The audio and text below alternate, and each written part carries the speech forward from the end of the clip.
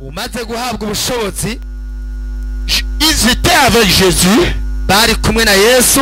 Jésus leur donna le pouvoir Yesu abaha ububasha pour chasser les démons. bwo gusenda abadayimoni. Il leur donna la puissance abaha ubushobozi pour construire le royaume de Dieu. bwo kubaka ubwami bw'Imana. Dans le domaine d'autorité, mu bijanye n'ububasha,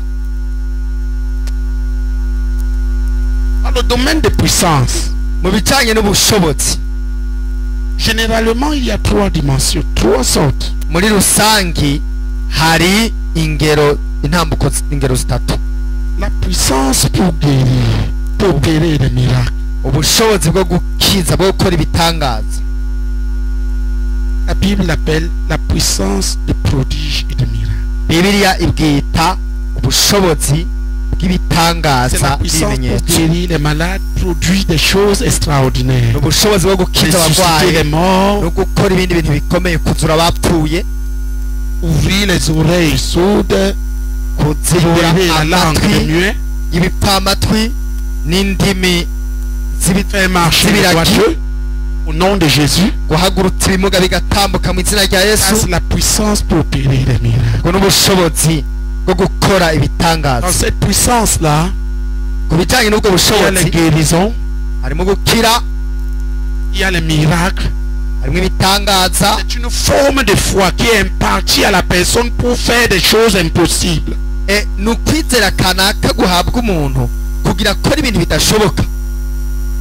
Je suis en train de citer, quand nous parlons de pouvoir, Iyo tuvuze ububasha, le pouvoir, ububasha c'est l'autorité de commander ni ubushobozi bwo gutegeka aux démons, abadayimoni, de commander aux rebelles, gutegeka abagarariki, au royaume des ténèbres, gutegeka ubwami bw'umwiza, de le détruire.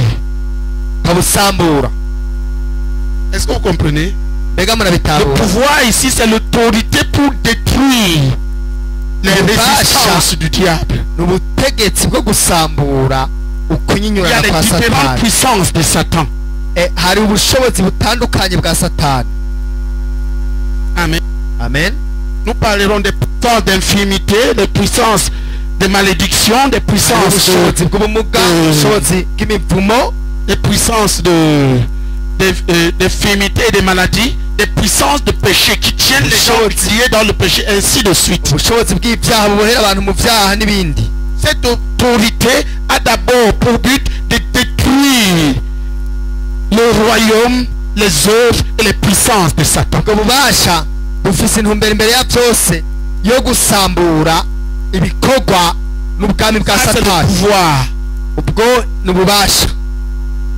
La puissance, Ubushobozi c'est une portion de la puissance de Dieu conférée à une personne. ni igice cy'ububasha bw'Imana buhabwa umuntu Pour opérer certaines choses, en vue de construire le royaume, akora ibintu bimwe construire les bimwe gens dans le royaume. mu ntumbero yo kubaka ubwami bw'Imana no kubaka abantu mu bwami bw'Imana.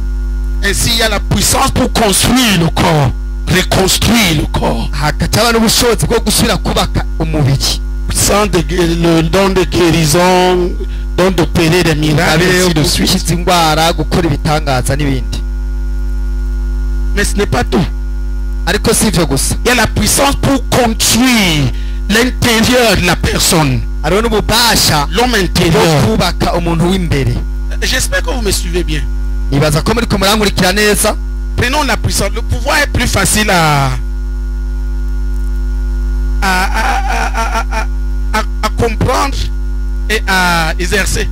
Ububasha biroroshe kubutahura Mais no tu kubukoresha. l'exerces tout ça tu exerces à la dimension à laquelle tu t'es soumis toi-même. Ariko ibyo byose ubikoresha ku rugero rungana n'ubwo wagereje Le ko pouvoir, c'est le pouvoir pour briser les résistances. Le pouvoir brise les résistances. ububasha gusambura ukunyinyurana, nubwo gusambura ukunyinyurana. Prenons un exemple. Fata akarorero. Quand un enfant se lève contre son père, Iyo umwana ahagurutse le ngo père arwanye peut se, frapper et l'amener à la soumission. se wiwe N'est-ce pas? aramukubita N'est-ce pas? akamugozana ku guca bugufi. Ça c'est le pouvoir, l'autorité ubwo n'ububasha de soumettre. ubutegetsi bwo gucisha bugufi, C'est l'autorité de soumettre. ubutegetsi bwo gucisha bugufi. Comme par exemple, nk'akarorero, si quelqu'un se rebelle contre le gouvernement a le pouvoir de le ramener, umuntu agararije de l'amener à la ubutegetsi, soumission. Ça c'est le agararije- pouvoir. agararije leta irafise ububasha bwo kumucisha bugufi. Ainsi Dieu Ubwo confère aux hommes le n'ububasha pouvoir d'amener le royaume du diable, de démanteler le royaume de Satan. nuko rero Imana iraha abantu ububasha bwo gusenyura ubwami bwa Satani, D'amener les rebelles à la soumission. kuzana abagararije ku guca bugufi, D'amener les incrédules à la foi. kuzana abatizera ku D'amener kwizera, les démons à se démasquer et à fuir. kuzana abadayimoni ku kugaragara bagahunga, De soumettre le royaume de Satan. gucisha bugufi ubwami bwa Satani. Tu comprends? Ninde abitahura? Ça c'est le pouvoir. ubwo rero n'ububasha. Maintenant la puissance. ubu rero ubushobozi C'est une parcelle des capacités de Dieu conférées à une personne pour bâtir le royaume. ni ububasha bw'Imana, ubushobozi bw'Imana. Imana iha umuntu kugira yubake ubwami bwayo. Il rencontre quelqu'un que les maladies ont déformé ou que les démoli ou que les infirmités ont déformé. agahura n'umuntu ubumuga bwononye cyangwa indwara zononye, Il reconstruit au nom de Jésus. agaca asubira Ça, c'est kumwubaka la mu izina rya puissance. Yesu. ubwo n'ubushobozi. Tu as les dons comme le don de guérison. harimo ingabire zo Tu as les gukiza, dons comme le don d'opérer des miracles. ingabire zo gukora ibitangaza, Ou le don de grandes réalisations, le don de foi. cyangwa ingabire yo gukora ibintu bikomeye, ingabire yo kwizera. C'est des dons qui aident à construire le royaume. ni ingabire zifasha kubaka ubwami. Ça, c'est le domaine de puissance. ni mu gisata Ça, c'est la cy'ububasha, puissance de Dieu. ubushobozi bw'Imana Conféré à une personne pour construire le royaume selon son appel. buhabwa umuntu kugira ngo yubake ubwami bw'Imana Ça, bivanye c'est n'umuhamagaro puissance. wiwe. Un, icyo ni cya mbere, ubushobozi rimwe. la puissance 2, que nous allons voir là, ubushobozi kabiri, il y a la puissance ubushobozi d'établir le royaume. bwo gushinga ubwami, D'amener les gens bwo kuzana abantu qui sont rebelles à Dieu à se soumettre à Dieu. bagararitse Imana bakaza kwicira bugufi, D'impartir la parole de Dieu comme vie. Et donc, la puissance d'impartir la parole de Dieu comme esprit et vie. ubushobozi bwo gutanga ijambo ry'Imana nk'imwemu n'ubugingo ku bantu. C'est la puissance qu'exercent les prédicateurs et les enseignants de la parole. ni ubushobozi Les prédicateurs et les abavugabutumwa n'abigisha enseignants, b'ijambo quand ils ry'Imana parlent, bakoresha. ce n'est même pas une question d'effort. Ta vie est transformée. Tu abavugabutumwa commences cyangwa à faire des choses abigisha que tu bariko n'arrivais baravuga, pas à faire. si n'ikibazo c'inkomezi. Il a pris la ubuzima bwawe vérité buca biblique butangura guhinduka, et il te l'a ugatangura gukora ibintu imparti utahora comme vie. gukora. ni ukuvuga aba yafashe ubuzima bw'ijambo riri muri Bibiliya Ce n'est pas tout simplement parler. Non. ntabwo ari ikibazo cyo kuvuga C'est gusa, qu'à travers la parole qui sort, ni uko biciye mu puissance est ijambo libérée rivuzwe, pour impartir la vie. ubushobozi burasohoka bugaca buguha ubuzima. Ça, c'est la deuxième dimension de la puissance pour bâtir. iyo ni ingeri igira kabiri y'ubushobozi bwo La Bible kubaka. appelle ça Bibiliya ibwita la ubwo puissance de la persuasion. ubushobozi bwo kwemeza. Les gens sont convaincus et amenés à faire des choses. abantu Sont baremezwa transformés. bagaca bazanwa gukora ibintu kanaka bagahinduka. Lorsque deux enseignants enseignent, iyo abigisha babiri bariko barigisha, ce qui montre que tel enseigne selon Dieu, c'est le fruit, ce que ça produit, le genre de personne que ça produit. icyerekana ko umuntu kanaka yigishanya ubwo bushobozi ni ivyamwa inyigisho ziwe. Quand il y a quelqu'un qui parle du jeûne et personne ne jeûne et lui-même il ne jeûne pas, c'est un bavard. iyo ari umuntu avuga ibyo kwisonzesha ntihagire umwumvira ngo yisonzeshe, nawe ubwiwe C'est pas ntiyisonzeshe. de quoi il parle. Oh, Il n'a pas oh. de ouampou. ni umunyamajambo gusa, ntabwo ari umukozi w'Imana. C'est ce qu'on remarque aujourd'hui. kandi ubu nivyo bigwiriye.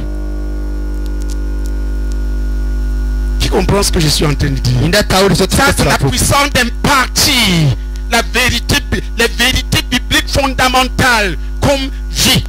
Ubwo n'ubushobozi bwo gutanga ukuri kw'ijambo ry'Imana nko kumushinge nk'ubuzima, Pour que les gens soient transformés dans une église comme celle-ci, kugira abantu bahinduke mu ishengero nk'iri. les dirigeants doivent être one.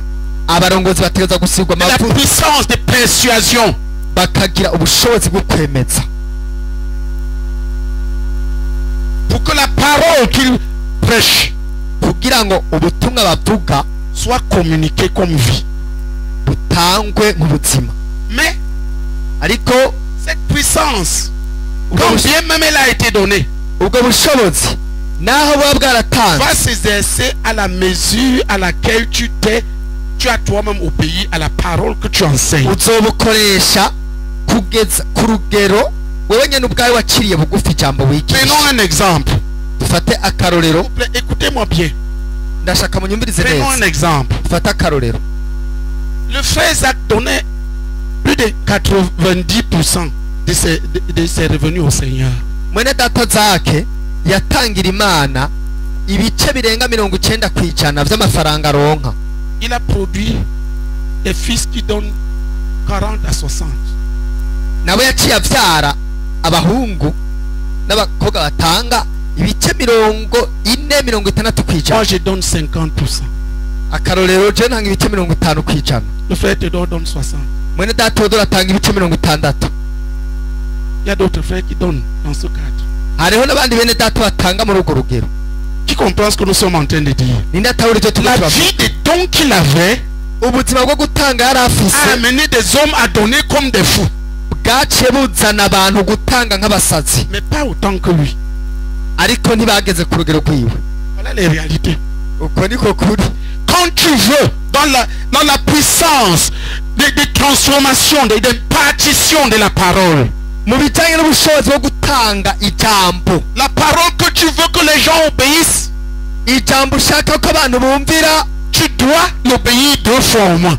utegerezwa kuryumvira nk'ibihetangabo kabiri n'imiburiburi. Qui comprend ce que je suis en train de dire? Ninde atahura ivyo Si turiko le turavuga? pasteur dit donnez au Seigneur, donnez au Seigneur. S'il veut que les gens donnent 10%, il doit donner 20%. Ubwo bivuga ngo tangira Imana, ushaka abantu batanga ibice 10%, Non, mais- banza utange ibice 20%. Le frère donnait 90. Hera bene data, mwene data atanga ibice 90. Nous donnons nos services, on donne entre 40 et Twebwe abana biwe dutanga 40 hagati ya 40 na 60. Sinon, parmi mes fils, Ubu rero nanje mu bahungu banje, mu bana banje, ceux qui ont le plus avancé sont à 30. abageze kure bageze ku 30. Qui comprend ce que nous sommes en train de Ninde dire? atahura ivyo turiko turavuga? Certains d'entre vous se plaignent, oh, les frères ne donnent pas, tu donnes combien? Bamwe muri mwebwe baritoga ngo bene data nibatanga, wewe utanga bingahe? Quand je demande au pasteur tu donnes combien, je veux savoir est-ce qu'il a le pouvoir d'amener les gens à donner. Iyo mbaye mu pastor ati utanga ibice bingahe, ndiko nashaka kumubaza ati mbega urafise ububasha bwo kuzana abantu gutanga? Si je ne viens pas chez eux, ou qu'on n'envoie pas quelqu'un qui a le pouvoir d'amener les gens à donner, ils n'ont pas le pouvoir Bamwe muri mwebwe de donner les dîmes. ntaje mu mashengero iwabo canke ngo nungi kuwundi muntu afise ububasha bwo kuvuga ivyo bintu, ntibozana abantu gutanga. J'ai produit des fils qui donnent entre 25 et 30. Ndafise abana biwanje batanga hagati y'ibice 25. Qui m'ont suivi dans ce domaine-là. Bankurikiye muri ico gisata. Ceux qui, j'ai remarqué, les pasteurs qui sont entre 25 et 30 Ndamaze kubona abapasiteri bari hagati ya 25 na 30 produisent des donateurs de 15, de 12 à 15. barafise nabo batanga 15, 12 kwicana. Regardez les générations, frère. Iyo ni muri urungano ku Avant rugendo qu'on arrive à la rukurikirana. 4e génération, Imbere c'est déjà faible. yuko dushika ku rungano rukira Faut un kane, renouvellement. biba vyatanguye kumanuka, haba hakeneye Vous savez izamurwa pourquoi je rishasha. viens vous enseigner? Murazi gituma nza kubigisha, Si je laisse que vous enseignez, ndabaretse ngo mwigishe, on va passer à la 3e génération. tuzaba twinjira ku rungano rugira gatatu. On va produire des voleurs à mi-temps. Duce tuvyara ibisuma, yemwe Non, des voleurs à mi-temps. Quelqu'un qui donne 15%. Quelqu'un qui donne 15%, un pasteur qui donne 15% n'a pas l'autorité pour amener les gens à donner les dîmes. umupasitori atanga ibice 15 kw'ijana nta bubasha afise bwo kuzana abantu gutanga igira 10. Et je vous choque. La Ndabatsitaje, vérité. sindabatsitaje, ndababwiye Tu vas ukuri. voir les gens qui donnent 10% une fois, et Uzobona abantu d'autres batanga mois. uzocubona abantu batanga 10% rimwe rimwe Quand tu donnes 10%, rimwe rimwe ikindi gihe bakareka cyangwa bagatanga 5% et tu le condamnes. ugaca umucira urubanza. C'est toujours le dirigeant qui est le problème. umurongozi niwe yamara ingorane Le misi chemin sur lequel tu veux que les gens aillent, inzira ushaka ko abantu fais-le batambukiramo 2 fois plus que ce que tu veux qu'ils fassent. urayicamwe ubutubura inshuro zibiri ibyo ushaka ko abantu bakora.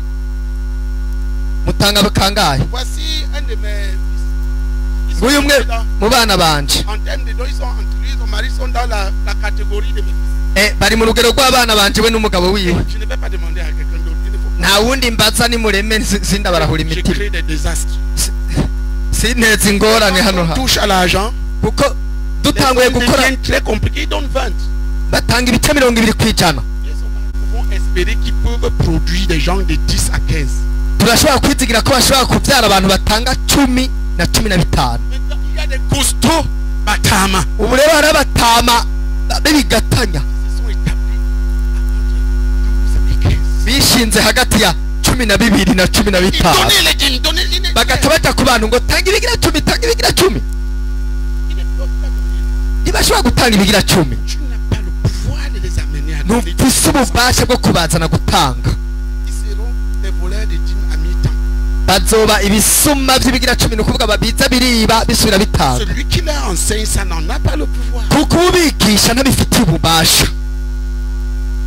C'est pourquoi dans Jacques, nicyo gituma muri Yakobo il est écrit, handitswe ngo ne soyez pas nombreux à enseigner. ngo ntihabe benshi muri mwebwe barondera kuba bigisha Parce que ceux qui enseignent seront jugés plus sévèrement. ngo kuko abigisha bazocirirwa urubanza kurusha Quelqu'un abandi se bose. lève pour enseigner dans un domaine. iyo umuntu ahagurutse ngo yigishe mu gisata kanaka Ce qu'il demande aux gens, il doit l'avoir fait au moins 2 fois. icyo asaba abantu ngo bagikore ategeza ko amaze kugikora n'imiburiburi inshuro zibiri L'honnêteté spirituelle. bizana kabiri. uko niko kuba imvuga kuri mu buryo J'ai pris ce domaine-là parce qu'il est très pratique. nafashe icyo gisata kuko icyo gisata ibintu biratomoye ibiharuro Et là, byacu avec biratomoye. Nonad a produit des gens de 50 à 60. mwene data yatanga ibice 90 yarabyaye abantu batanga hagati ya 40 na 50 à 60. 60 ont produit des gens de... twebwe uri hagati ya 40 na 60 aca byara bari hagati ya 30 na 20. Ils ont produit des gens de 10 à 15. abahizi nabo bari hagati ya 30 na 20 baca baronka bari hagati ya 10 na 15. Les Bachinois qui sont abashinwa 10 et 15% batanga hagati ya 10 na 15 baca babyara abantu ba pirate des voleurs à mi-temps. ibisuma byo hagati na hagati Ils donnent une fois, bitanga il rimwe ne va pas me tromper le tevuga ngo prochain. umwami ngo ukwezi gukurikira ntuzoncamwo Ce n'est pas une question de force physique, ce n'est pas une question ukabona de parole. nimutange C'est une ntabwo ari question de ikibazo puissance. cy'amajambo ni ikibazo cy'ubushobozi. La puissance que tu as amené les gens dans une parole est directement proportionnelle à la dimension dans laquelle tu t'es soumise à cette parole et tu as obéi. ubushobozi bwo kuzana abantu kumvira ijambo kanaka bungana neza na neza naho wagejeje naho ugeze kuryumvira kurikira bugufi. Maintenant, des pasteurs de 10% des voleurs qui sont des voleurs à mi-temps. ubu rero dufate abapasiteri nabo batanga 10% bakongera bakaza bariba rimwe rimwe Il faut donner les... bagaca bigisha Et voici, ngo nuko utanga ibigira 10 ngo nzobugurura ingomero zo mw'ijuru. Mes frères, bene data quand ton pasteur t'enseigne, demande lui, toi tu as donné. umupasiteri wabona yakwigisha uzoca umubaza ati weho watanze bingana iki. C'est une question de vérité. kuko ni ikibazo cyo kuba imvuga kuri Tu donnes quoi, quel pourcentage? ati wewe utanga ibice bingahe. Parce que nous ne voulons pas être des pharisiens. kuko ntidushaka ko abafarisayo Ils prennent les fardeaux, mettent sur les têtes des gens et ne bougent pas le bafata fardeau. imitwaro Ça c'est le pharisien. bakayikoreza abantu bo nyene ubwabo badashaka kuyikoza ko n'urutoke. abo ni abafarisayo n'uburyarya. umwe mu bana banje bo muri kahise yataye umurongo. ubu rero agenda mu buseruko bwa Kongo Il dit l'onction, l'onction, agenda avuga ngo l'onction. amavuta amavuta nimuze mutora amavuta. $500. idolari $500 idolari ijana. Tu apportes $100, il y a une prophétie. uzanye idolari ijana agaca kuvugishwako $100 uzanye idolari ijana agacapugishwa wazanye idolari ijana agacapugishwa 50 dollars. abicana jana baheze ubu rero aba 55 idolari 55 50 dollars demi prophétie. abazanye idolari 50 ubupfugishwa bw'igice abazanye idolari 50 ubupfugishwa buto ubu rero idolari 22 20 dollars tiers de prophétie. abazanye idolari 22 ubupfugishwa bukonje amavuta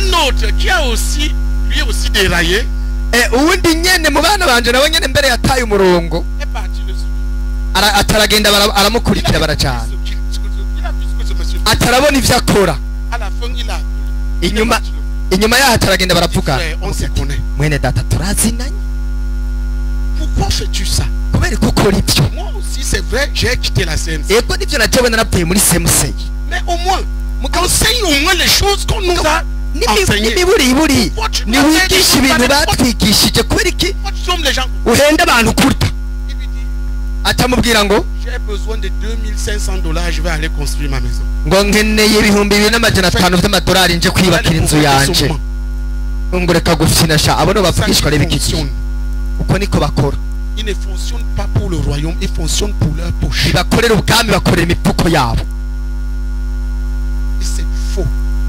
ivyo ni Il binyoma y a même des fausses prophéties, des fausses hariho ondes, des fausses ubuvugishwa puissances. Il y a bw'ibinyoma tout ça mu aujourd'hui. mavuta y'ibinyoma mu bushobozi bw'ibinyoma Seulement birutse quand tu veux reconnaître, mugabo gusa ushatse kumenya regarde le fruit de l'arbre te dit quel. urabe icamwa igiti cama nico kizokubwira Quand igiti tu carico enseignes les gens à donner, doit être un extrême donateur. umuntu yigisha abantu gutanga ategereza kuba ari umuntu atanga mu buryo Dans buhebuje ce domaine, il a le pouvoir d'amener les gens à produire du fruit dans ce kubera yamye ivyamwa muri ico gisata abafise ububasha bwo kuzana abandi kwama ivyamwa muri ico gisata C'est pourquoi des pasteurs qui végètent en bas. ico gituma abapasiteri baguma hasi Ne m'invitez pas pour enseigner. ntimuzontumire ngo nze kwigisha Parce que quand je vais finir d'enseigner, tes enfants vont te poser la question. kuko ninaheza kwigisha mu ishengero iwawe abana bawe bazoca bakubaza Vont te demander, tu nous demandes de donner là. bazoca bakubaza ati mbega kuza utubwira ngo dutange Le pasteur René a dit que nous avons le droit de connaître ce que tu donnes. pasiteri rene yavuze ko dufise uburenganzira bwo kumenya nawe ingene utanga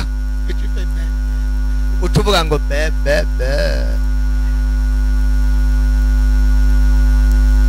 Diriger, c'est donner le modèle. kurongora ni Diriger, c'est poser un modèle que les autres vont suivre. kurongora no gutanga icitegererezo abandi Le bazokurikira dirigeant qui veut amener les gens loin, umurongozi ashaka kugeza abantu va kure très loin agenda kure cyane pour que les gens arrivent loin.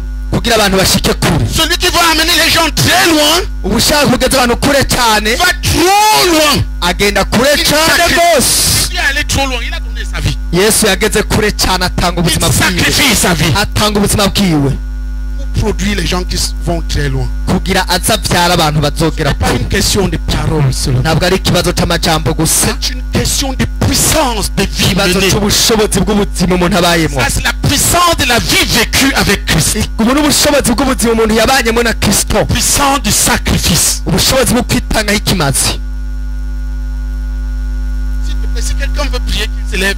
nimba hari umuntu ashaka gusenga haguruka asenga Quelques-uns viennent prier. hagira abantu baza gusenga La puissance d'une vie menée. ubushobozi bw'ubuzima umuntu yabayeho data ndagushimiye mu izina rya yesu kristo ndagushimiye ko ibirenge kizima kuri uku kuri mwami data uri kurashinga ukuri mu mitima yacu mu ishengero ryawe mwami data kugira ngo ntihabeho ukwihenda n'intete mwami na cyane cyane kuri twebwe abarongozi mwami data tumenye uku kuri kwandika mu mitima yacu mwami ko aho ushobora kujya aho dushobora kugeza abantu kumvira mwami dutegerezwa kubanza kuhatubura mwami tukagera kure data kugira ngo abandi nabo bashobore mwami kudukurikira bafise icyitegererezo kizima cy'ubushobozi bw'ubuzima tubayeho mwami ndakwinginze ukuri gushingwa mu mutima wanje mwami ndakwinginze ukuri gushingwe mu mutima w'umurongozi wese kandi ndakwinginze ushobotse mwami data ibisata nabayemo igisika mwami ntagiye kugeze kure mwami ndasabye imbabazi data umbabarire mwami umbabarire kibirenge kizima kuko hari bisata mwami nateye inamongere kure mwami ngashaka ko abandi mwami botambuka mwami nanje ataho nageze mwami ndakwinginze umariye unyotseshe mwami amaraso yawe maze ngamushoboze guhera uyu munsi mwami gutambuka gutera intambwe ngere kure cyane mwami kugira nsa n'abandi kugera kure mu izina rya Yesu Kristo amen. Toucher un domaine sensible. Nakoze ku mutsi. Je vais vous parler de quelques exemples, quelques témoignages. Ngomba ndabahe uburorero bumwe bumwe. Domaine de ton et du fait que le dirigeant doit aller loin et les gens doivent aller loin. Intahe zimwe zimwe ziserekana ko umurongozi ategeza kugera kure hanyuma abantu bakamukurikira. Une sœur, une de mes filles dans le Seigneur, umwe mu bakobwa banje mu mwami est tombée malade gravement. Yaragwaye araremba. Ça a fait près d'un an, 6 mois. Amara nk'umwaka n'amezi atandatu. C'était une personne qui avait un bon travail. Umuntu yari afite akazi keza. Dans leur boîte, après 6 mois, on aurait dû arrêter dans son travail. Mu bisanzwe mu kazi kabo inyuma y'amezi atandatu bategeza gucamukura mu kazi. Elle a fait près d'un an, 6 mois. Yamaze nk'umwaka n'amezi atandatu. Je ne sais pas si ça ne dépasse pas. Sinzi. La seule chose que je lui ai dit, c'est que n'en parle, ne dis rien, prions. Ikintu kimwe namubariye gusa namubwiye ati ntihagire icyo uvuga reka dusenge. Personne n'a regardé. Nta muntu n'umwe yigeze abiraba. Jusqu'à ce qu'elle revienne à l'état et elle a recommencé. Gushikaho asubira gukira agaca asubira ku kazi. Elle donne 22,5. Elle donne 22,5%. Atangira Imana ibice 22 même pendant les pires moments. No muri ico gihe kigoye cy'uburwayi. Proche de la mort. Igihe yari yegereje urupfu. Et il y avait besoin d'argent. Kandi hari hakenewe amafaranga. Elle a dit une chose. Yavuze ikintu kimwe. Je peux tout faire, mais l'argent du Seigneur, je ne touche pas et je ne l'abaisse pas. Ati ndashobora gukora ibishoboka byose bindi ariko amafaranga y'Imana sindayakorako kandi sindayagabanya. Certains d'entre nous ici, quand on parle de dîmes, ça dit 10%, c'est comme si on lui écorche, qu'on lui arrache la peau. Bamwe tuvuze gutangira Imana ikigira 10 gusa ibice kwijana umengo nukubashishura urukoba. Frère, Dieu a fermé les yeux des gens sur son absence. Imana yarugaye amaso y'abakoresha biwe igihe cyose yamaze atatona mu kazi. L'argent correctement sans problème. Aguma hembwa buri kwezi atangorane. Elle est revenue maintenant. Hanyuma ubu yarasubiye ku kazi. Elle travaille à mi-temps. Ubu rero akora. Elle va le matin. Akora rimwe rimwe aratonda mu gatondo. Elle ne vient pas le soir et personne ne dit rien. Agaca ataha nyuma ya saa sita ntagaruke kandi nta n'umwe agira icyo abivuzeko. Cesse. Uwo n'umuntu muganwa kazi. Dukomere amashyi Mwami Yesu. C'est toi la directrice. Naciye namubwira ati nimba ari wewe uri directrice utwara nimba ari wewe umuyobozi w'icyo bihe. Le matin tu rentres à midi. Uratonda mu gatondo ugaca witahira saa sita. Personne ne dit rien. Ntihagire n'umwe agira icyo avuga. Tu prends des vacances, un an, 6 mois. Ugafata ikonji y'umwaka n'amezi atandatu. Personne ne dit rien. Ntihagire n'umwe agira icyo abivuzeko. Dukomere amashyi Mwami Yesu. C'est ce que Jésus peut faire. Ivyo nivyo Yesu ashoboye gukora. Vous connaissez un autre dont je vais rendre témoignage. Murazi uwundi ngomba gushingira intahe. C'est dans un seul domaine. Ni mu gisata kimwe gusa. Parce que quelqu'un peut aller loin dans un domaine. Kuko umuntu ashobora kugera kure mu gisata kimwe gusa. On appelle ça les figures. Abo babita tubita amashusho. Y a-t-il quelqu'un qui m'a suivi jusqu'au niveau de 50? Ikibazo hoba hari umuntu yankurikiye ugeza ku rugero rwa 50. Il y en a un. Hariho umwe. Si tu ouvres la bouche sur l'argent. Yuguruye akanwa ku bijyanye n'amafaranga. Vous allez commencer. Mwese muca mutangura gutanga amafaranga ngaha. Yarigeze kuza ngaha. C'est le pasteur de Gatumba. Ni pasteur wo mu Gatumba. Muramuzi. Jonathan. Ni Jonathan. Quand il parle sur l'argent, vous allez tous donner. Avuze ku bijyanye n'amafaranga mwese muca mutanga. Vous savez pourquoi? Murazi gituma. Sur ce qu'il gagne lui-même, il donne 50%. Ku mahera aronka wenyine atanga ibice 50%. Sur les petites allocations qu'on lui donne que. Ku mahera make gusa tumuha niho hari akiri hariho karimbi. Quand il dit dîme, les gens commencent à donner. Avuze iki ibigira cumi abantu baca batangura gutanga Si je reste ici et que je parle de vous, tous vous allez donner. ngumye ngaha nkabivuga ko kabiri mwese ngaha mwote mutangura gutanga ibigira cumi Il y a la puissance d'une vie sacrée. kuko hariho ubushobozi bw'ubuzima bwitanze Dans le domaine où tu sacrifies ta vie pour Mu poser gisata, le modèle, dans aho- ce domaine, les gens vont loin aho avec utanga toi. ubuzima bwawe kugira ngo abantu bahaguruke bagukurikire Si la graine qui tombe en terre ne meurt pas, iyo urubuto ruguye mu ivu rudapfuye il ne germera pas un épi. ntirushobora guhunda impeke Celui qui veut préserver sa vie, umuntu arondera kuziganya ubuzima bwiwe azobubura est-ce que vous comprenez? mbega murabitahura C'est plein dans la Bible. biruzuye muri bibiliya Il n'y a pas que le domaine des dons. ntabwo ari igisata cyo gutangira imana gusa Bien, je vais vous dire comment le Seigneur m'a accordé la grâce de conduire les gens à prendre les jeûnes de 40 jours. ngoma nababwire ukuntu imana yangiriye ubuntu bwo kurongorera abantu gukora ukwisondesha kw'iminsi 40 Avant qu'un Burundais prenne un jeûne de 40 jours, imbere y'uko hagira umurundi afata ukwisondesha kw'iminsi 40 j'ai posé 7 jours de jeûne complet. 7. Ou des jeûnes qui varient entre 30 et 40. nagize ukwisonzesha indwi hagati y'iminsi 30 na 40 inshuro indwi Au 8e, bugira umunani il y a eu un. haciye hahaguruka umwe Au 9e, bugira icenda il y a eu 4. haca haboneka bane Applaudissons pour Jésus. dukomere amashyi umwami yesu Au 10e, ukugira 10 il y aura 10. hazoboneka 10 canke barenga À un moment donné, on ne comptera plus.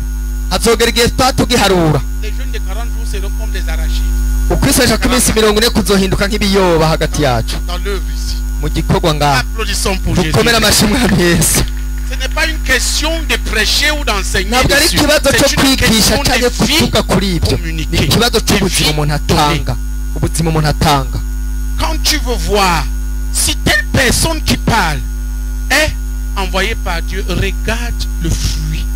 ushatse kumenya ko umuntu ariko aravuga Dans le yarungitswe domaine où il n'imana parle. raba ivyamwa yama mu gisata ariko aravugiramo La violence que la personne a menée dans un domaine ubuhizi umuntu yakoresheje mu gisata kanaka détermine jusqu'où il va conduire les gens. Les gens vont le suivre dans ce domaine. kwerekana urugero abantu bazogeza kumukurikirako Parlons de la muri icyo puissance gisata. d'impartir la parole de Dieu Turiko comme turavuga esprit et vie. ubushobozi bwo gutanga ijambo ry'imana nk'impwemu n'ubugingo La violence avec laquelle la personne a obéi dans un domaine. ubuhizi umuntu yakoresheje mu kumvira mu gisata Le kanaka sacrifice qu'il a fait dans le domaine. ikimazi yatanze muri ico gisata Le ouin.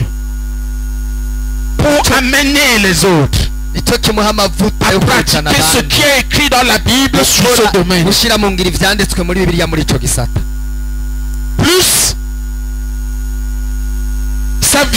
son sacrifice est petit, uko ikimazi ciwe kiba gito moins les gens vont suivre.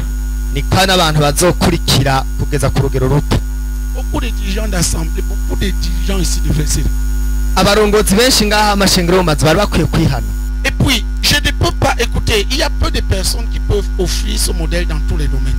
kandi ngoma ndababarire hari abantu bakeyi bashobora gutanga ico citegerezo mu bisata vyose Même si je suis moyen dans d'autres domaines, je dois me poser la question, quel est le domaine où je suis appelé à être la personne que les autres vont suivre? naho noba mu bindi bisata ni hagati na hagati Je vais ntegereza là. kwiyumvira ati none ni Là, ikihe je gisata vais jusqu'au bout. ugomba ko abantu Je vais jusqu'au bout bankurikira du modèle qui m'a muri été ico gisata nca ngenda nkagera ku citegererezo nahawe afin de kugira servir les kugira autres. kure kugira nkorera abandi Ainsi, nuko dans le domaine où je ne suis pas allé loin, j'appelle mon frère qui lui est allé loin.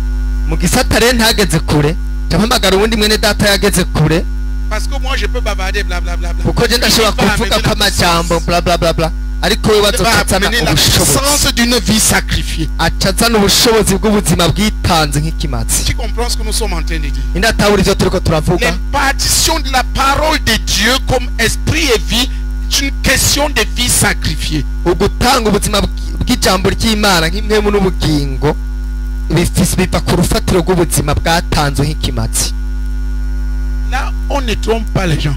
aho rero abantu ntubahenda Même tes enfants, n'abana bawe ils ne vont pas faire tout ce que tu dis, ntibazokora ibyo uvuga byose mais ils vont faire ce que tu fais. ariko bazokora ibyo ukora. Tes enfants vont te trahir. abana bawe bazoguhemukira. Les hommes de Dieu qui sont des hommes de Dieu juste dans la bouche, leurs enfants démontrent que ce sont les faux. abakozi b'Imana bo ku munwa gusa abana babo nibo berekana Les ko enfants blasphèment. ari ndyarya. abana babo baca bacokora Imana ku Ils mugaragaro. n'ont pas vu, ils savent que papa ment. ni ukubera bataba barabonye ubwo buzima baba bazi ko papa abesha ko se wabo abesha. Il y avait un monsieur qui prêchait à Bujumbura. hari umugabo yavuga ubutumwa i Bujumbura Le samedi, ku wa gatandatu il dormait dans les boîtes de nuit devant la cour. yarara mu butambiro arara ari inywera inzoga. Il est venu un dimanche. ku bamungu umunsi umwe acaraza kuvuga ubutumwa. Il voulait citer un verset de Matthieu, il ne savait pas. agomba kuvuga umurongo wo muri Matayo ariko ntiyarazi aho uracavuga Matthieu ngo Matayo 48. 48. Il n'y a pas de Matthieu 48. Matayo 48 ico kigabane ntikibaho.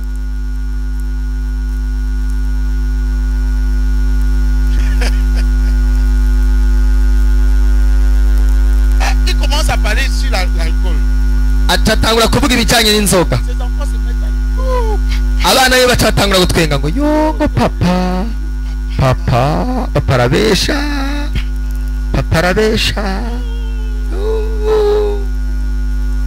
Les enfants font ça. abana bagira ukunyene ngo yo.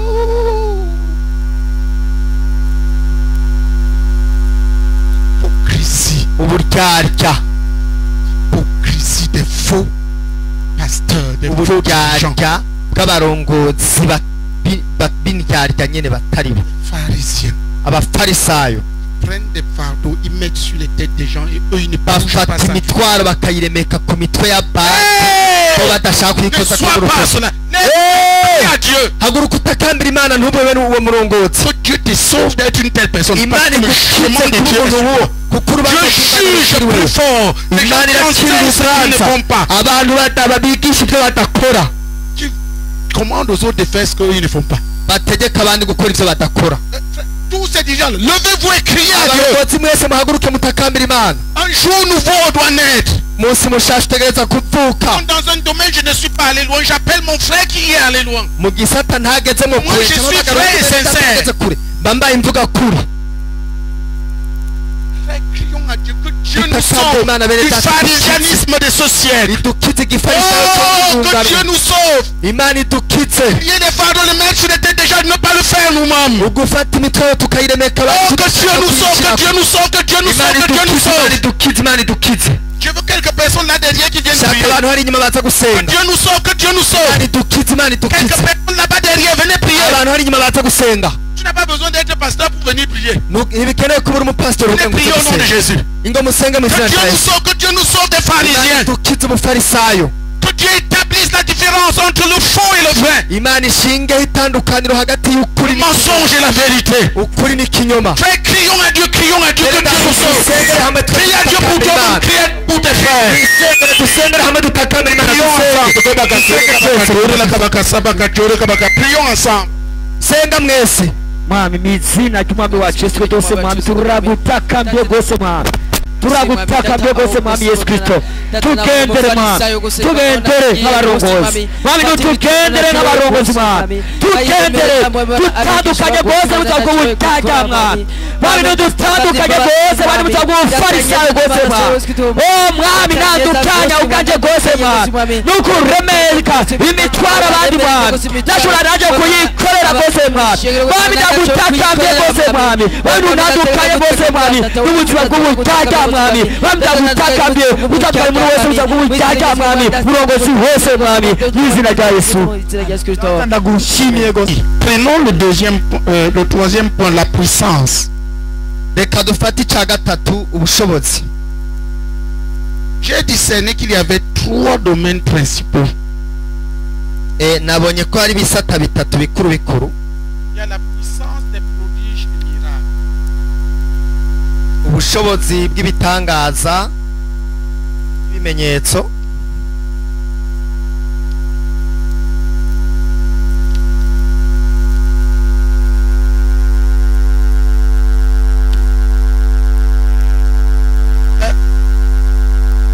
s'agit ici des dons du Saint-Esprit.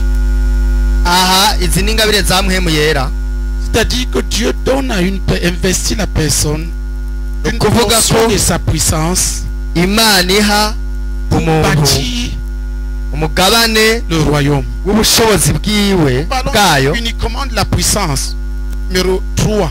Gatatu tuvuga J'ai parlé un peu du 2. navuze ku ca mbere, turavuga ku ca kabiri. Ubure gatatu ubushobozi, C'est le pouvoir.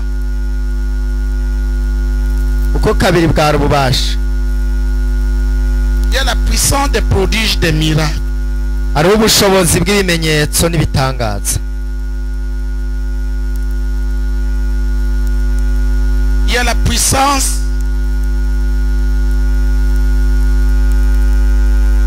de persuasion. ubushobozi bwo kwemeza,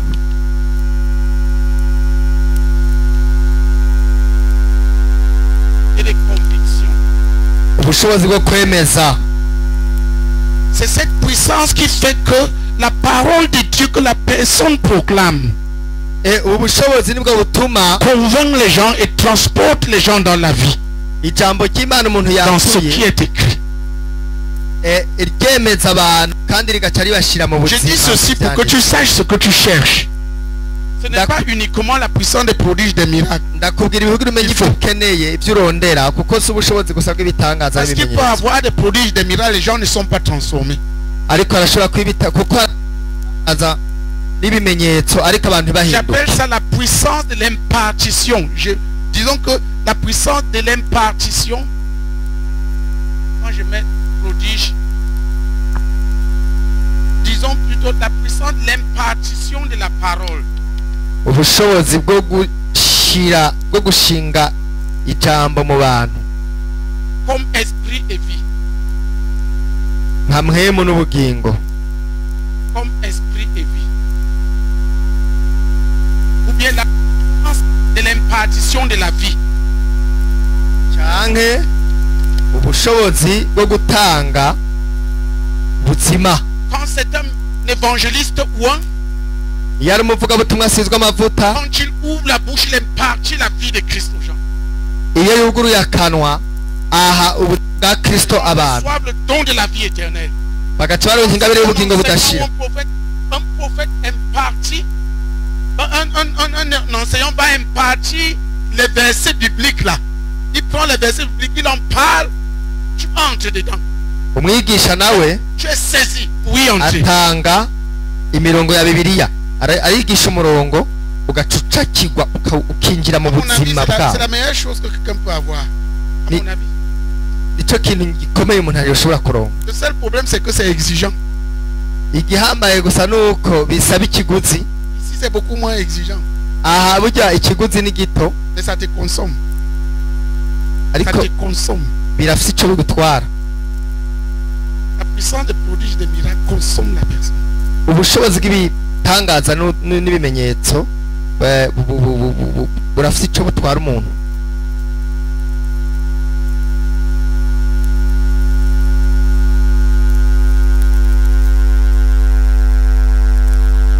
Il y a la puissance de l'impartition de l'esprit. ubushobozi bwo gutanga mpwemu, La puissance de l'impartition des dons. ubushobozi bwo gutanga ingabire.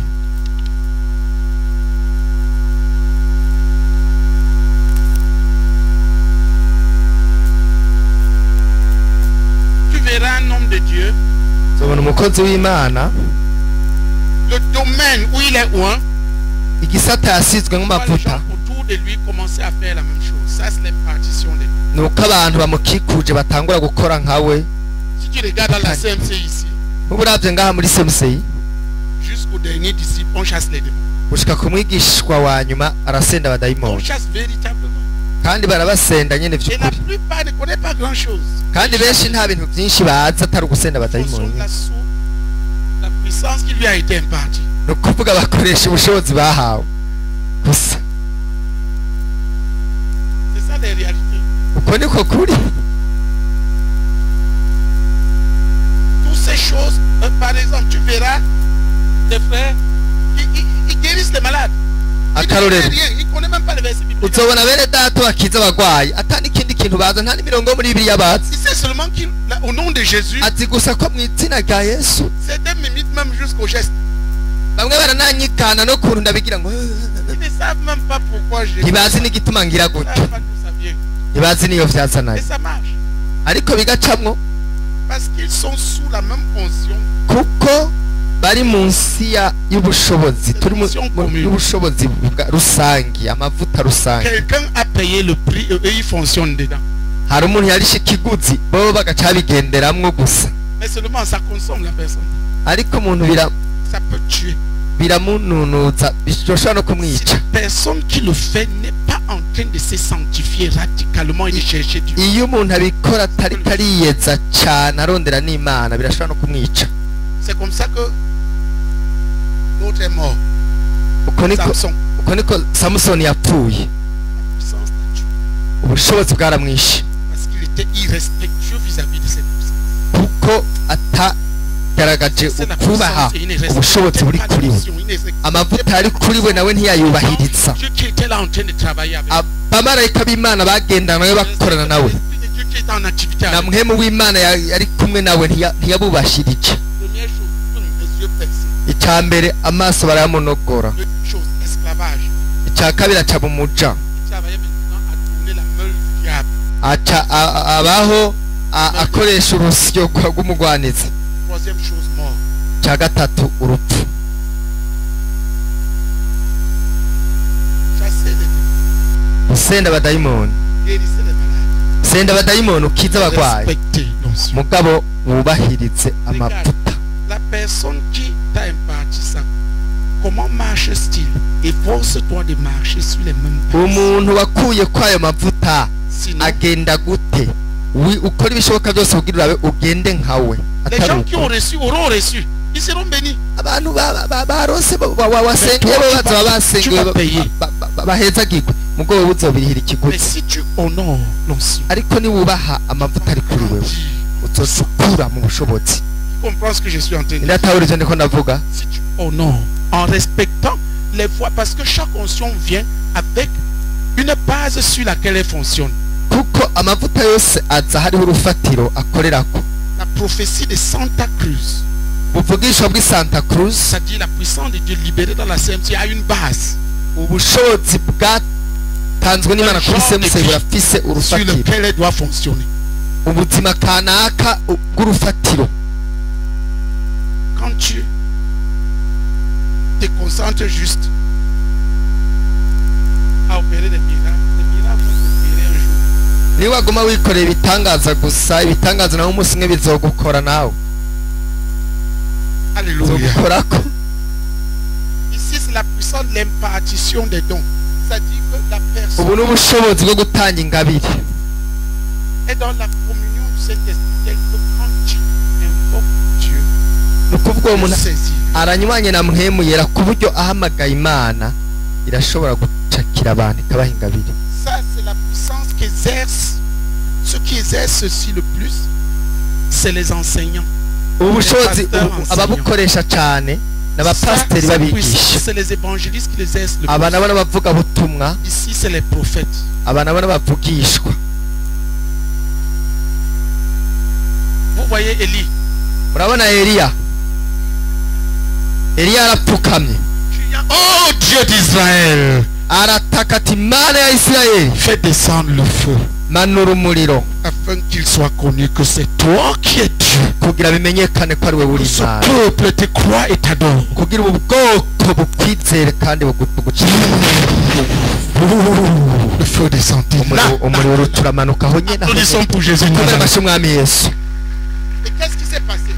haciye habiki D'un coup, Israël qui hésitait, les peuples d'Israël qui hésitaient, les gens se mettent mis à dire, abisirayeli bari mu c'est l'Éternel qui est Dieu, c'est l'Éternel qui est Dieu, c'est l'Éternel qui est Dieu, c'est l'Éternel. uhoraho niwe Mana, uhoraho niwe Tout le Mana, monde est uhoraho enflammé pour l'Éternel.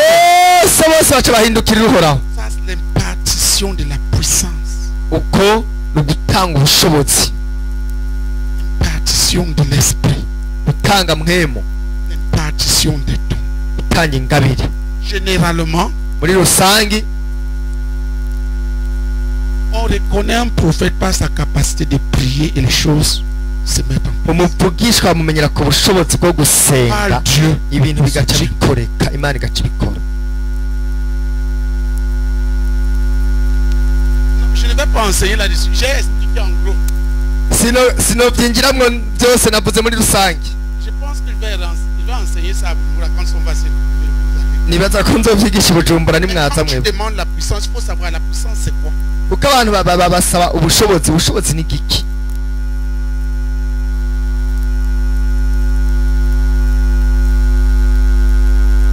Je n'ai pas parlé ici du pouvoir. Sinavuze iby'ububasha. Le pouvoir, c'est l'autorité exercée sur Satan, ses puissances et ses œuvres. ububasha ni ubutegetsi dukoresha kuri satani Sur toi-même, ta n'ibikorwa chair. byiwe nawe wenyine umubiri wawe Sur les infidèles. ku batari babizi, ku batizera. Il y a des gens que si tu arrives devant lui, hariho abantu umushitse imbere tu avais envie de le frapper, wari wifuza kumukubita, tu le salues d'abord avec respect. wari uje kumukubita Ta ugaca colère disparaît là. uhita umuramutsa n'urupasoni rwinshi, ishapu Tu ryagiye, prêches correctement et tu dis oui. Ego, ego. agaca akubwira ubutumwa bwiza C'est mu quand il buryo part. bumwe, ugaca uvuga ngo C'est quand tu parles que tu te mets à nouveau en colère contre lui. agiye yamaze kugenda ugasubira gushavura kumushavurira ugahiga inkoni. Même les frères, il y avait des frères qui haïssaient le frère, mais ils obéissaient. bene data hariho bene data banka mwene data zake ubwo barumvira ashitse baca batekereza, Et quand il a une graisse dans lui. agiye bagaca basigara bararya insya z'amenyo ngo Mais quand ils arrivent devant le frère, mugabo bamushitse imbere ngeko mwene data, ça c'est l'autorité ngeko mwene data, de soumettre ubwo n'ububasha bwo gucisha comme le bugufi diable. Tu na comprends ce que je suis satani. en train de dire? ni natawuri ivyo ndiko Tu ndavuga, soumets le royaume de Satan. Le pouvoir de gucisha Satan. bugufi ubwami bwa satani. Dieu est là pour plier. Écoutez frère, Dieu plie les genoux. Pourquoi est-ce que je vous dis de plier les gens avant de commander? kubera ko ndabwira ngo abantu mubunamika imbere yo gutegeka. C'est le psaume 68, si je ne me trompe. Ni zaburi ya 68 nimba ntihenze. L'Éternel descend, mes ennemis plient. ngo uhoraho amanutse abansi banje C'est le barapfukama. pouvoir. ubwo n'ububasha. Quand Dieu est avec ses ennemis, plie les genoux. iyo imana iri kumwe n'umuntu abansi biwe barapfukama. Là où nous sommes là, aha ngaha turi même si tu ne m'aimes pas, tu ne peux pas te révolter ici. naho utankunda aha ntiwogumuka ngaha. Entre ici, tu te soumets d'abord. Tu sors dehors, tu vas te révolter. winjiye ngaha utuca bugufi Ici, là, usohotse uca ugumuka, S'il y a quelqu'un qui plie les genoux, kuko hariho ubucisha bugufi amavi y'abantu. tu crois d'abord ce que j'ai dit. urizeye ibyo mvuga Tu l'acceptes même. ukanabyemera, Mais c'est quand tu vas sortir là-bas dehors mugabo que utashe uri hariya hanze Dieu va amener à nouveau les corps. satani aca asubira kukuzanira amahembe. C'est l'autorité pour prier, pousser les démons à se soumettre et à fuir. ni ububasha butuma abadayimoni baca bugufi bagahura. Détruire les puissances de Satan. Détruire les autres. ugasambura ubushobozi bwa satani, ibikorwa bya satani, Amener les serviteurs du diable à se soumettre. kuzana abakozi ba satani guca bugufi. Ça, c'est ubwo n'ububasha, le pouvoir. C'est contre le royaume des ténèbres. ububasha dukoresha ku bwami bwo mu isi Détruire. tukabusambura, Et pour lui arracher. Les gens, ils les soumettent. tugaca tubwaka abantu tukabazana guca bugufi. Ce pouvoir s'exerce aussi vis-à-vis des frères rebelles. ubwo bubasha buranakora kuri bene data abagararici. Quand tu rencontres un homme de Dieu, on dit d'abord, même avec toute sa rébellion, tu parles, il dit, uhuye n'umukozi w'imana asize amavuta mais c'est quand tu w'umugararici aravuga ukavuga sa rébellion ego le gêne. ego, agiye niho ubugaraji bwe busubira Parce que le kuzukuruka. pouvoir est là. kuko ubwo bubasha buba buhari kugira amavi wace bugufi. Qui comprend? ninde abitahura? Donc je n'ai pas parlé du pouvoir ici. rero Je ngaha parle de sinavuze puissance. iby'ububasha, navuze ubushobozi La puissance consiste à construire, bujejwe à kubaka, édifier, kubaka, à créer, à co-créer, kurema, gufatanya n'imana kurema ibintu, à Introduire kubyara ibintu quelque chose. kubyara ibintu kanaka. Donc, nuko rero quand je connais ça, iyo nzi ibi je connais ce dont j'ai besoin. cyamenye ibyo nkeneye. Un évangéliste sans ça umuvugabutumwa adafise ibi est un évangéliste infime. ni umuvugabutumwa w'ikimuga.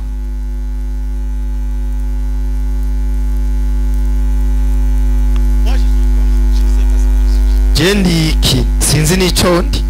je suis enfant de Dieu. je ndi umwana w'Imana nzima. Alléluia. Amen. Certains ont essayé de dire que c'est évangéliste. Je ne sais pas. bamwe bagerageje kuvuga ngo ni umuvugabutumwa ntabyo Moi, je nzi. ne sais pas. Je suis évangéliste. Je suis enfant de Dieu. je ndi Alléluia. umwana w'Imana. Ne prenez pas ces choses comme des titres, ibi bintu nimuze mubifate mais comme les nk'ibiti. services. Le service dont Dieu t'a ouvert Ariko aux autres. n'ibikorwa ahubwo ni igikorwa Imana yakurobanurije amavuta kugira ngo ugikorere abandi. Mais sache que dans ce qui concerne la puissance, il y a 3 domaines de ariko puissance. umenye ko ku bijyanye n'ubushobozi hari ibisata bitatu. Comment libérer maintenant? ubu rero ukuntu umuntu À quel aburekura degré je vais le libérer? gute ndabutanga. Il y a des principes. hariho imfatiro Nous avons cité un des principes. twavuze kimwe, La soumission et l'obéissance à l'autorité, qui est la première chose gucira que nous avons bugufi. vue. nicyo cya mbere twabonye, gucira bugufi uburongozi. La plupart d'entre vous exercent cette puissance. Ils ne savent pas d'où ça vient, mais parce qu'ils sont dans l'œuvre. bamwe muri mwebwe barakoresha ubwo Un bushobozi minimum de loyauté. ntibamenye aho bupfa, gusa Ils le kuko font. bari mu gikorwa Ils le font comme ils ont bakongera vu. bakaba bafite urugero kanaka rwo kuyoboka. Est-ce que c'est biblique? Oui. barakora bakabona ubushobozi bugaragara. La Bible dit bibiliya ivuga ngo que Dieu s'est révélé à Moïse par ses voix. ko Imana yahishuriye Mose inzira Et zayo, il s'est révélé au peuple d'Israël par ses œuvres. ariko Le peuple yihishuriye d'Israël lui connaît Abisirayeli. Dieu pendant qu'il voit Dieu agir à travers Moïse. ubwoko bw'Abisirayeli bwamenye Imana bubonye ibyo ikora biciye kuri Moïse Mose. lui connaît Dieu parce qu'il a été devant Dieu, il a parlé avec Dieu. ariko Mose we yari azi Imana kuko yagiye imbere y'Imana Il a été akavugana nayo. avec Dieu. Voilà 2 dimensions de fonctionnement. ni ingero zibiri zo gukorana Mais n'Imana. le principe numéro 1, ariko urufatiro rwa mbere, avec qui es-tu? ninde muri kumwe, À qui t'es-tu soumis? ninde waciriye Ça bugufi, détermine le domaine où tu vas exercer la puissance. nicyo kizotubwira igisata uzogaragaza nk'ubushobozi. Pour le moment, muri kano kanya c'est ça que je peux dire là-dessus. ibyo nibyo novugira kuri icyo, Le reste, c'est là. ibisigaye ni hanyuma. Alléluia. Amen. Il y a une question. hari umuntu afite ikibazo?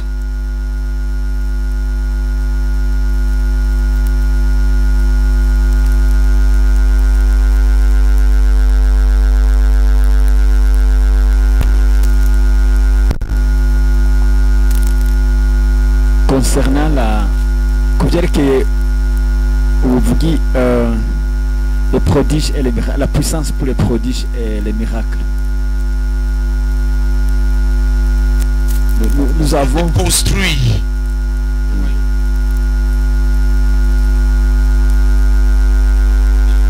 oui, c'est ce qu'on peut dire quand le Seigneur Jésus a guéri la femme qui perdait avec la perte de sang. Et il a dit, une puissance vient de sortir de moi. On peut dire, Oui. Opère les miracles. Opère les yego ni ubushobozi bukora ibitangaza. puissances pour agir dans plus de 3 manières. ubwo bushobozi bushobora gukora ku ntambuko La foi mu buryo pour butatu. opérer des choses qui seraient naturellement impossibles. ubushobozi bwo Par gukora exemple, ibintu avec bidashoboka mu presque buryo bwa 0 francs, tama. quelqu'un qui n'a presque rien monte un grand immeuble. akarorero umuntu adafite amafaranga na Grand make projet. akubaka La base de la nk'ikizu foi. La Pour base de battre ce le que Dieu a kukwizera. mis dans son cœur. ukwizera bifatira Ça, ku c'est by'Imana le ashyize don mu de mutima foi. wiwe. iyo ni ingabire yo kwizera. Il y a le don des guérisons. hariho ingabire yo gukiza. La personne peut produire les guérisons de toutes les manières. umuntu agakiza abagwaye mu buryo bwose, Mais qu'il a traité avec Dieu. ariko mais qu'il a traité avec Dieu. akaba ari ibyo yavuganye n'Imana. Il y a le don d'opérer des miracles. Hari ingabire yo gukora ibitangaza. Un mort qui ressuscite, un sourd qui entend. C'est au-delà de la guérison. C'est-à-dire que quelque chose qui a été détruit ni ukuvuga yarengeye gukira. Ni ukuvuga ikintu cyasambutse cyapfuye kigasubira guhabwa ubuzima. Qui comprend ce que je suis en train de dire? C'est une récréation ni de ugusubira quelque chose qui kureka a été détruit. ikintu cyari C'est cyasambutse instantané, c'est là. kandi bikaba mu kanya Les miracles isase opèrent généralement sur le champ. Tu vois la transformation là. ibitangaza ni ikintu kibera ngaho nyine kigahinduka kibona De manière visible. mu buryo bugaragara. Amen. Amen.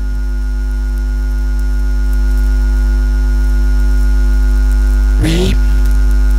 Une autre question. Ikindi kibazo. Oui.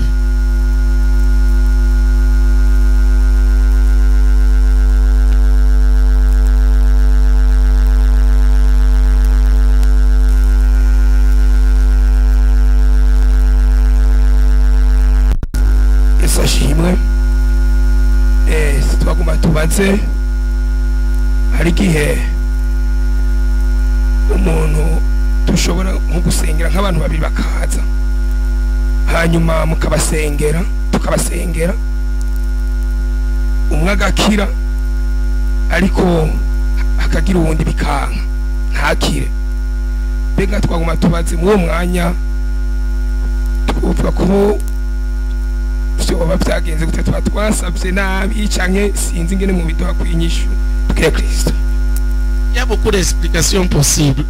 Hari insiguro nyinshi zishoboka. Mais celle que les serviteurs de Dieu aiment, c'est que la personne n'a pas la foi. Ariko insiguro imwe abakozi b'Imana bakunda nuko uwo muntu ataba afise ukwizera. Mais ce n'est pas l'explication la plus plausible. Ariko siyo yonyene ishoboka.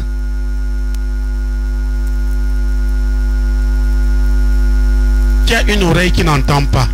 Ninde afise ugutwi kutumva? Lève la main. Ashira ukuboko hejuru. Viens. Ingo.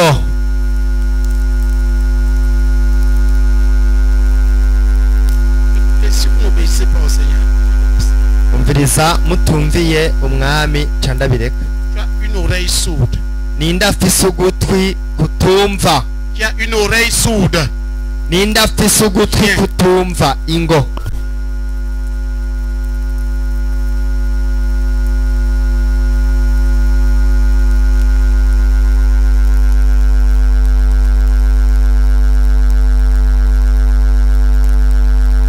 Elle est l'oreille qui est sourde. Ugutwi kutumva nukuhe? Applaudissons pour sa guérison. Dukomere amashimana bw'ukira kwiwe. Remercie le Seigneur Jésus pour ta guérison. Shimira umwami Yesu bw'ukira kwawe. Mwami nagushima ndagukengurukiye kibirengeye cya byose. Ndashima ko nkijije mwami. Mwami habwa icyubahiro mwami kuri uyu munsi wo kubohoka mwami. Mwami nuhabwa icyubahiro kuri iki gitangaza kibaye kuri uno munsi mwami. Wari warabi Uko gutwi kwahora kumva neza neza. Dis Yesu. Alléluia. Non, non, bouge encore. Tu Oya, t'as dit dans tsibira le tsibira tsibira. Gose. Dis Yesu. Alléluia. 1, 2, 5. Alléluia. Amen. Amen. Est-ce que cette oreille entend? Kurumva sibyo?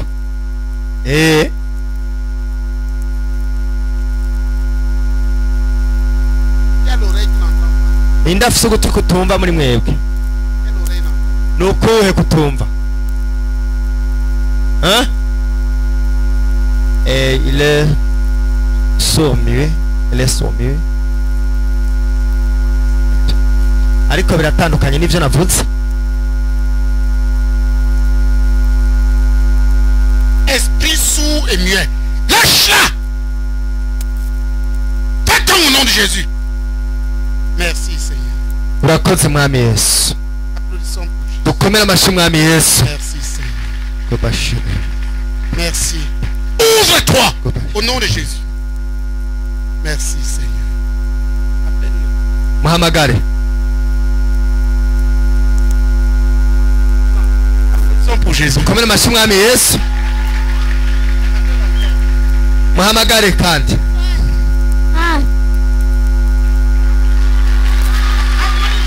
Dukomere amashyi mwami Yesu. Alléluia.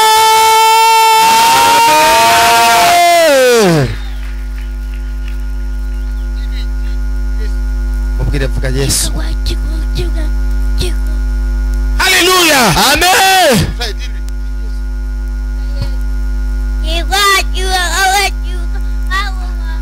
Amen. Amen. L'oreille est ouverte.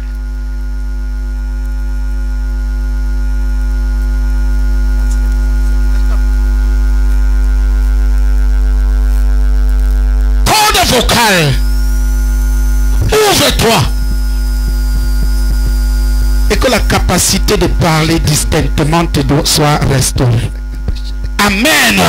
Amen. Amen. Amen. Amen. Merci Seigneur pour ce rétablissement.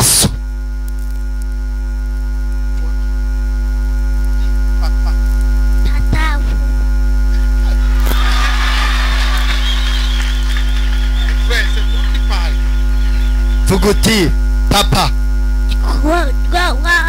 Attends. Lindira, lindira. Fuga, papa.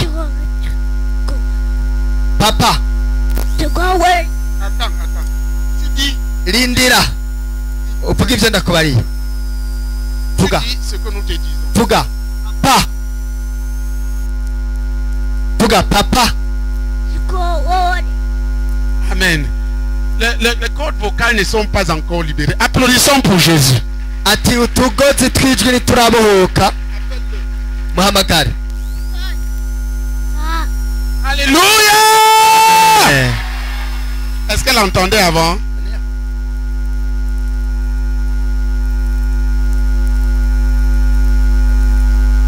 Applaudissons pour Jésus.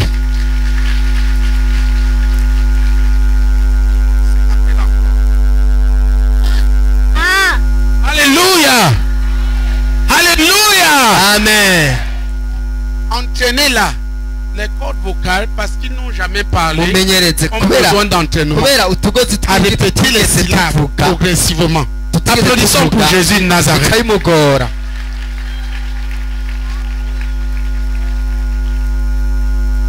Alléluia. Applaudissons plus fort. Tukoma amashyi menshi. Qui est son pasteur? Tu t'occupes de cet enfant. Pasiteri wiwe ninde? Elle aura besoin de la rééducation du langage. Akenewe kumenyerezwa Il faut qu'on imvugo. travaille. Qui est son pasteur? Pasiteri wiwe ninde? Abahe yewe kumushasha. Qui est le pasteur de Mouchacha? Pasiteri wo kumushasha ninde? Tu t'occupes de cet enfant. On doit l'entraîner à commencer à répéter. Ah, mumumenyereze c'est. kusubiramo. A Et il va B progresser. C Parce que c'est libéré. Mais elle n'a jamais Amen. parlé. Applaudissons pour Jésus. Komera amashyi mwami Yesu. Donc nous parlons des choses réelles. Ivyo tuvuga rero nibiriho. Ça, c'est le don d'opérer des miracles. Iyo ni ingabire yo gukora ibitangaza. Qui comprend? Ninde bitahura?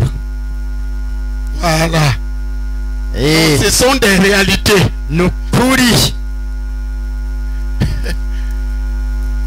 Qui veut remercier le Seigneur? Ninde ashaka gushimira Imana? Lève-toi et remercie le Seigneur. Haguruka ushimira Imana.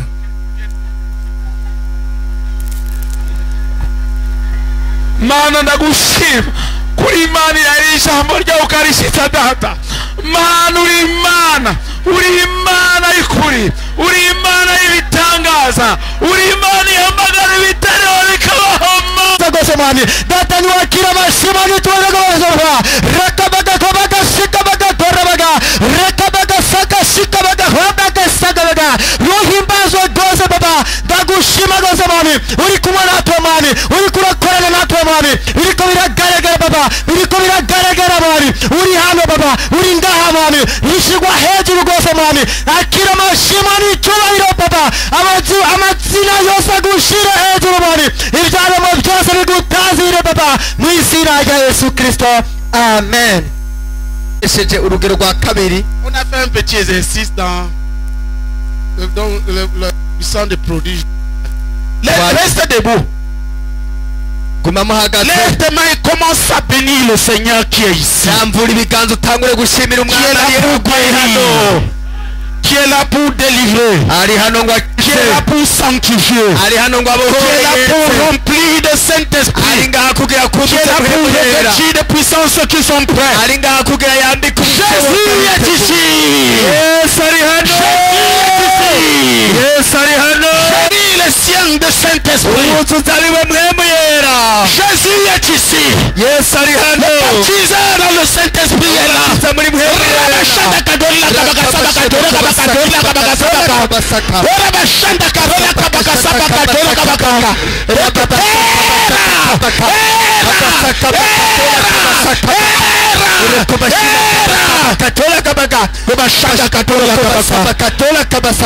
Jésus est ici.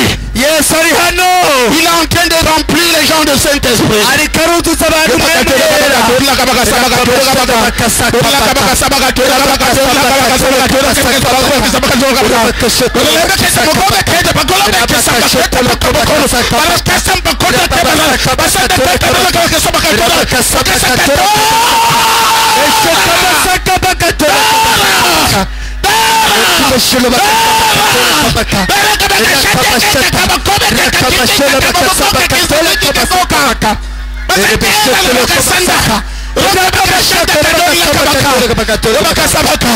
Jésus remplit le Saint-Esprit. Il remplit le sein de Saint-Esprit.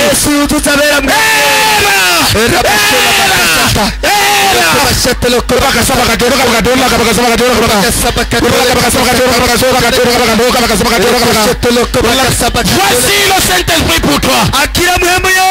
Voici le Saint-Esprit pour toi. Voici le Saint-Esprit que ton mot voici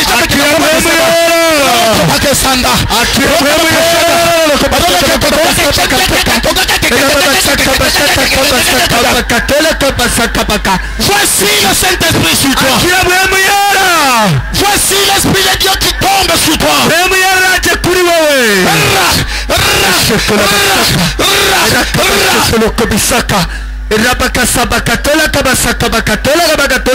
C'est lui Jésus qui te baptise de Saint-Esprit et de feu.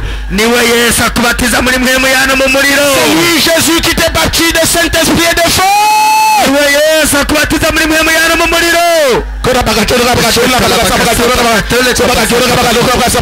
Reçois le don du Saint-Esprit. Reçois le don du Saint-Esprit.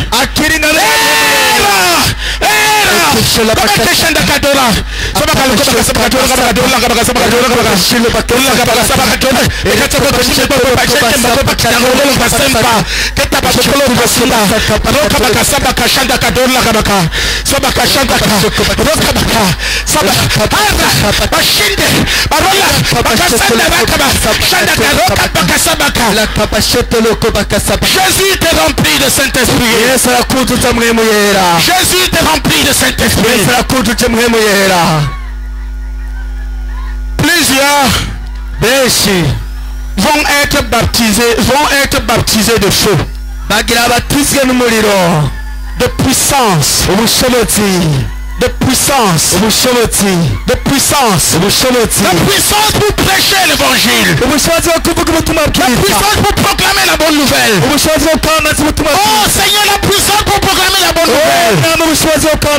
C'est toi qui baptises le Saint-Esprit de feu. Nous avons besoin de ton feu. Oh Seigneur, envoie sur nous le feu pour l'évangélisation. Le feu pour l'évangélisation. Le feu pour l'évangélisation. Voici le feu pour l'évangélisation. Voici les évangélistes. Voici les évangélistes. Voici les évangélistes. Voici les évangélistes. Voilà le don d'évangéliste. Voilà le don d'évangéliste. Voilà les évangélistes. Voici le don des évangélistes. Voici le don de prêcher la bonne nouvelle. Voici le don des évangélistes. Voici le don d'évangéliste. Voici le don d'évangéliste. Voici le don d'évangéliste. Voici le don d'évangéliste.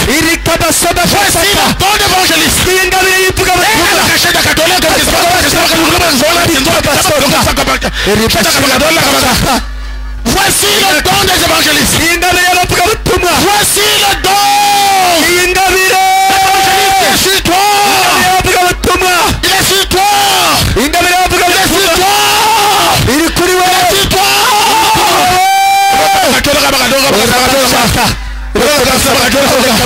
Voici les évangélistes de Dieu. Voici les évangélistes de Dieu. Voici les évangélistes de Dieu. Voici l'évangéliste. Les proclamateurs de la bonne nouvelle. Ils vont proclamer la bonne nouvelle. Les gens seront saisis et transformés. Les voici. Les voici. Les voici. Les voici. Les voici. Les voici. Ce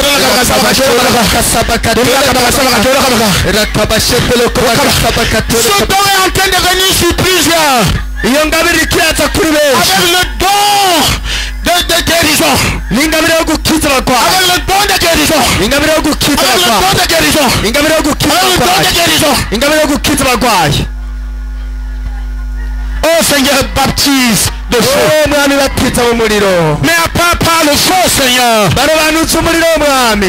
Ceux d'entre nous que tu as appelés à être évangéliques, marque-les, Seigneur. Marque-les, Seigneur. Marque-les publiquement. Oh Jésus. C'est toi qui équipes ton peuple. Les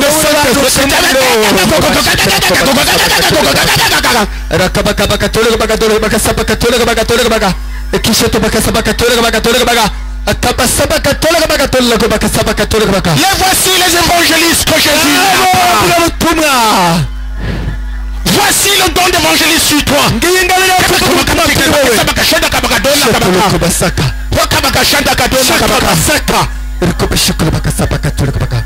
Voilà les évangélistes. Voilà le don d'évangéliste sur toi. Le don de prêcher la bonne nouvelle avec puissance. Avec puissance de conviction.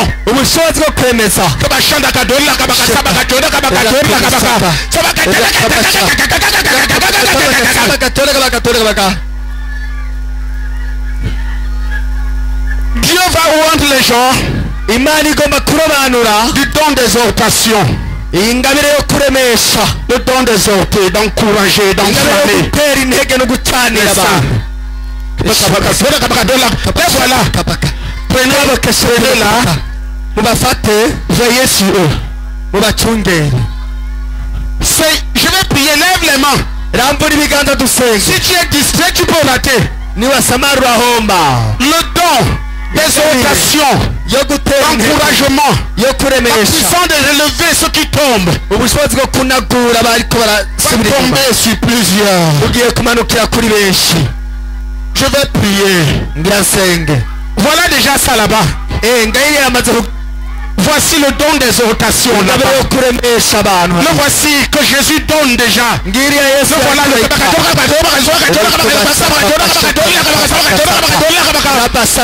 oh Seigneur Jésus, nous sommes devant toi. Et il y a parmi nous de ceux que tu as appelés à être exhortateurs. Plusieurs ne se connaissent pas, Seigneur. C'est toi qui rends ton peuple de Saint-Esprit et de puissance. Oh Jésus de Nazareth. Oh Jésus de Nazareth. Oh Jésus de Nazareth. Baptise Seigneur du feu d'exhortation. Enflamme de ton feu maintenant. Publiquement et de manière visible. Ceux d'entre nous que tu as appelés à être des exhortateurs, des encourageurs. Oh Seigneur, fais-le. Oh Seigneur, fais-le. Ne pas le feu, Seigneur.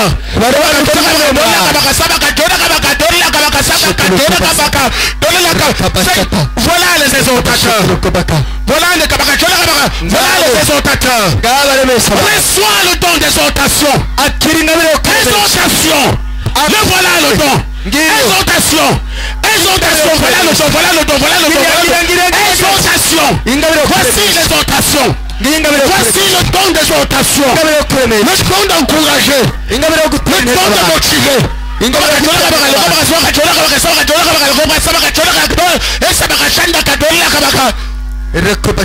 Voici le don de motiver. Tu parleras. Les saints seront encouragés. Tu parleras. Les saints seront enflammés. Tu parleras. Ceux qui tombent se relèveront. Reçois le don d'exhortation. Oh, voici le don d'exhortation sur toi. Voici le don d'exhortation. Voici le don d'exhortation.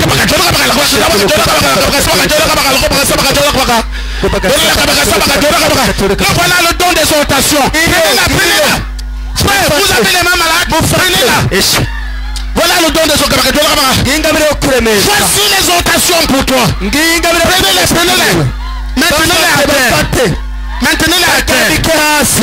Les dirigeants, soyez vigilants. Tu es en train de mettre les gens à part. Ceux-là sont mis à part pour encourager, exhorter, motiver. Voici l'exhortation. Tu parleras. Ceux qui tombent se relèveront. Tu parleras. Ceux qui sont découragés seront encouragés. Tu parleras. Ceux qui sont éteints seront enflammés.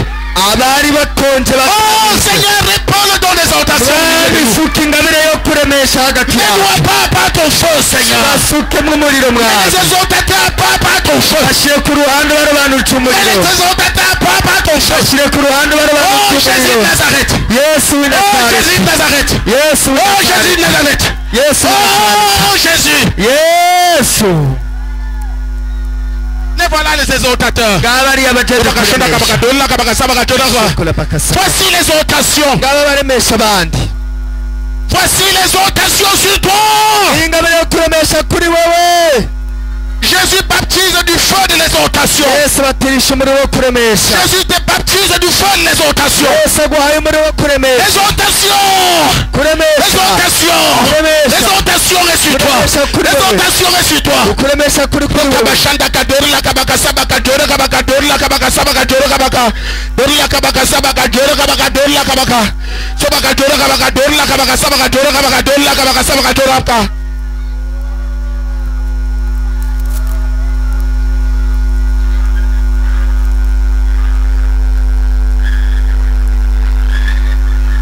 Les pasteurs viennent prier en langue tour à tour.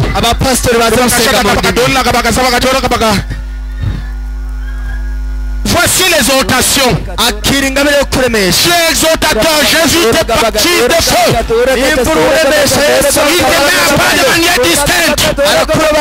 Pour que tu le saches et que nous le sachions.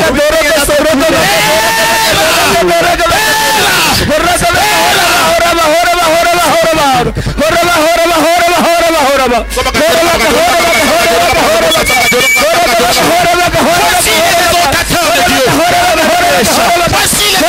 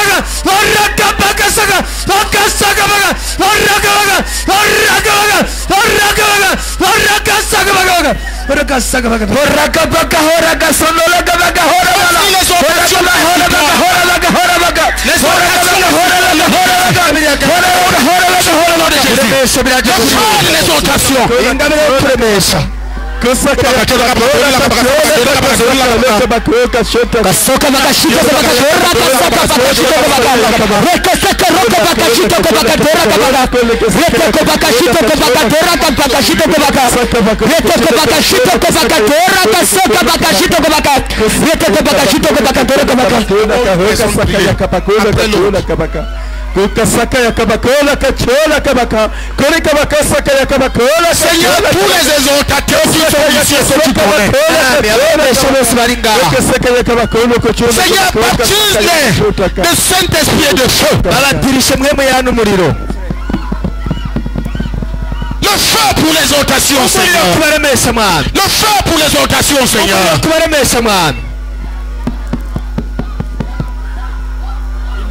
Nous allons prier pour le don des missionnaires.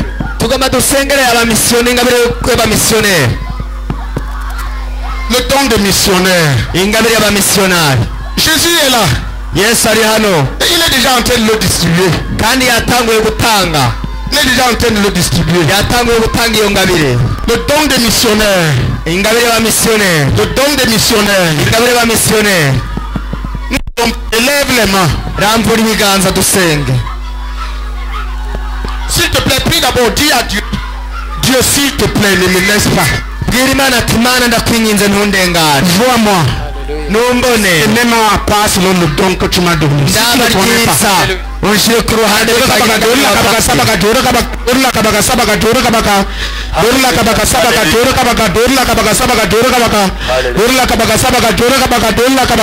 Voilà ce don. Voici le don des missionnaires. Voici le don des missionnaires qui vient sur toi. Le don des missionnaires. Voici les missionnaires. Voici les missionnaires. Voici les missionnaires que Dieu veut envoyer. Voici les voici. Oh Jésus. Maintenant marque-les, Seigneur.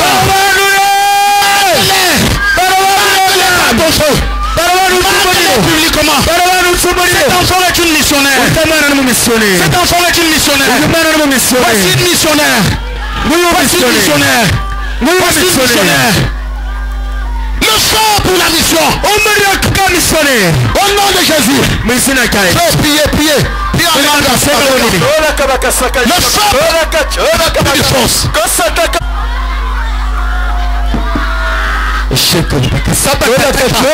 Voici les missionnaires que Dieu suscite. Les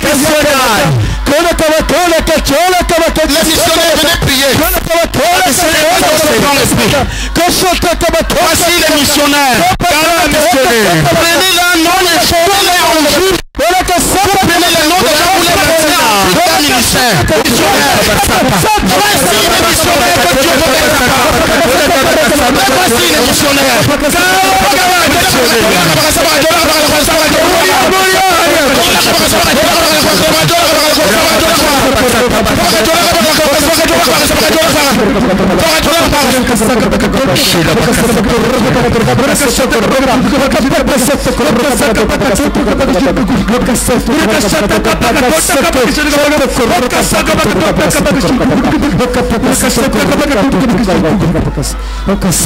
Ce n'est pas fini. Sois attentif à Dieu, supplie le Seigneur mon don. Donne-moi. Supplie-le. À ceux qui demandent, à ceux qui crient. Si ton cœur crie, il va te mettre à part.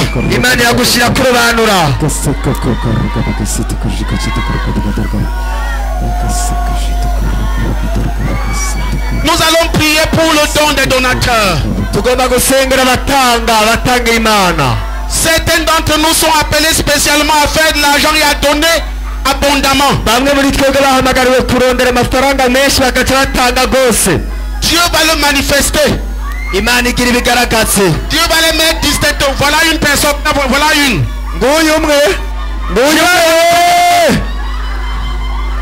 Frère, soyez, au lieu de mettre les mains sur la tête, soyez là pour veiller. Les sœurs, soyez là pour veiller. Personne ne s'accidente, ne vous en faites pas. Le Saint-Esprit est parfaitement. Réglez les choses. Tu lèves les mains. Ceux qui sont à appelés à faire l'argent et à donner spécialement. abahamagariwe kuronka amahera menshi no gutanga. Nous allons demander à Jésus de les mettre à part les oignons, les baptisons de feu. Yesu abarobanure hanyuma bashyire ku ruhande abarobanutse umuriro. Le Seigneur Jésus va les mettre à part les baptisons de feu. umwami Yesu agira abarobanutse umuriro bashyire ku ruhande Publiquement, ahagaragara. nous prions. dusenge Et sois attentif. umviriza. Seigneur Jésus, mwami Yesu c'est toi qui baptises ton peuple de feu. ubwoko bwawe mu muriro. C'est toi qui baptises ton peuple de feu. niwe ubatirisha umuriro ubuhanga C'est bwawe. toi qui équipes ton peuple de feu, Seigneur. niwe uha umuriro ubwoko bwawe. Et ton feu est réel. kandi umuriro wawe ni uw'ukuri. Ton feu est pratique. umuriro wawe Ton uriho feu est visible. kandi uragaragara. Jésus de Nazareth. yesu w'i Nous nazareti te supplions.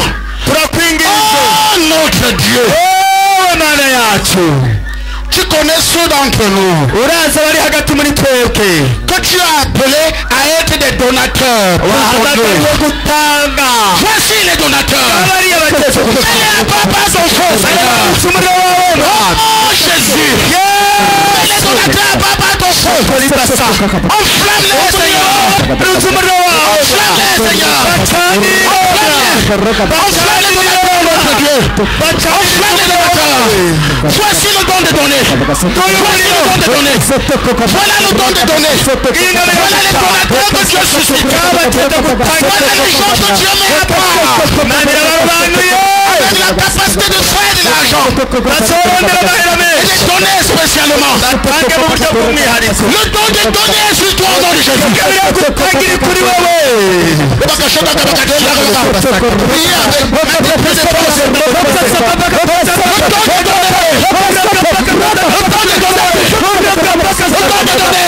le don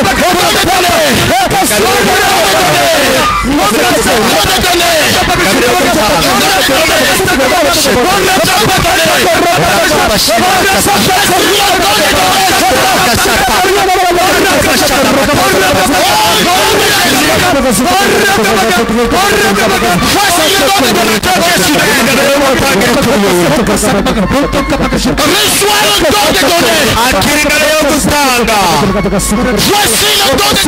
toi.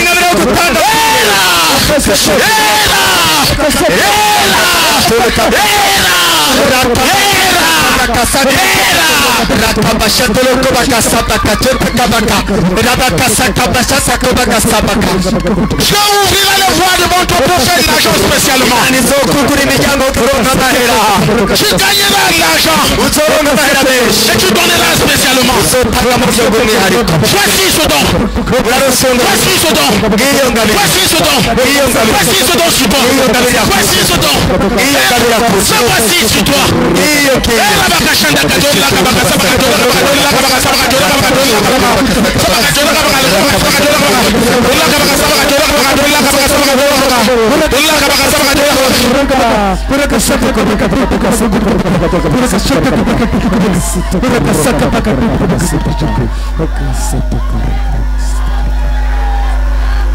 Oh Seigneur, y a-t-il d'autres donateurs parmi nous? S'il te plaît Jésus, enflamme-les par ton feu maintenant, afin qu'ils le sachent Seigneur, et que nous le sachions. Enflamme-les par ton feu, enflamme-les par ton feu, enflamme-les Seigneur. Voilà les donateurs, voilà les donateurs, ils vont partir de rien. Ils vont faire de l'argent. Ils vont donner abondamment. Voilà les donateurs. Voici les donateurs que Dieu met à part. Voici le don de donner sur toi. Il est sur moi-même. J'allais tomber. Voici le don de donner. Le don de donner. Le don de donner. Le don de donner. Reçois le don de donateur au nom de Jésus de Nazareth. Et voilà les donateurs. Les voilà. Les voilà les donateurs. Les voilà, les voilà, les voilà. Reçois le don de donateur. Reçois le don de faire l'argent de donner. Au nom de Jésus. Au nom de Jésus. Au nom de Jésus. Voilà le don de donner. Voilà le don de donner. donné à Julie. Le don de donner. Voici le don de donateur sur toi. Voici le don de donateur sur toi. Tu feras l'argent de manière miraculeuse et tu donneras abondamment. Voilà une donatrice en aide. Si elle se laisse utiliser, elle fera de l'argent.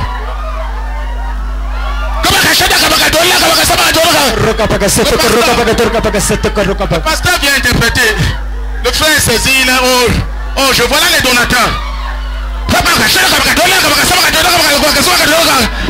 Voilà le don de donner. Le don de produire l'argent exceptionnellement et donner. Produire l'argent exceptionnellement et donner exceptionnellement.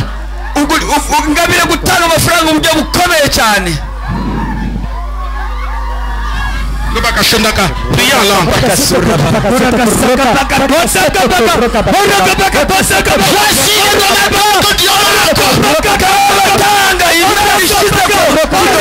le donateur que Dieu marque.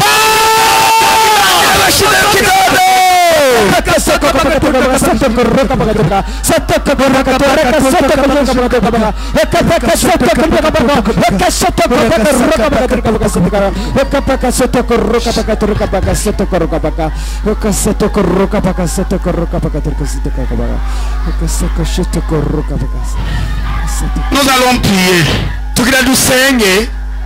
pour le don des serviteurs et servantes. Et premièrement pour le don des gens qui sont chargés de suivre les hommes de Dieu et de les servir.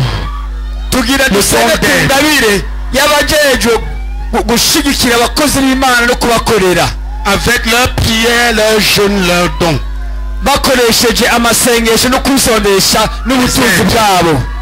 Dieu va mettre à part les aides qui sont là. Dieu va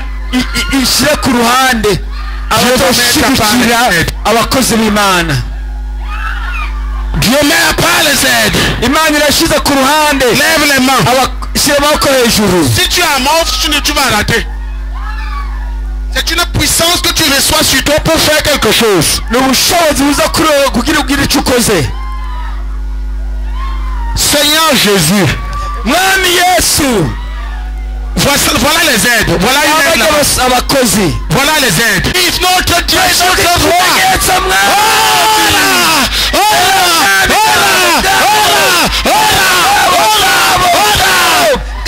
Voilà les aides. Voilà les aides. Voilà les aides. Voilà les aides. Voilà les aides. Le don des aides vient sur toi au nom de Jésus de Nazareth. Voici le don d'aider. Le don d'aider. Le don d'aider sur toi. Le don d'aider sur toi. Le don d'aider sur toi. Voici ce don. Le voilà. Reçois le don d'aide au nom de Jésus. Je vais parler en langue. Reçois le don d'aide au nom de Jésus. Reçois le don d'aide au nom de Jésus. Reçois le don d'aide au nom de Jésus.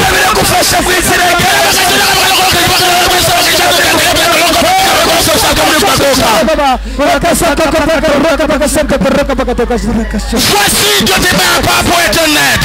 Oh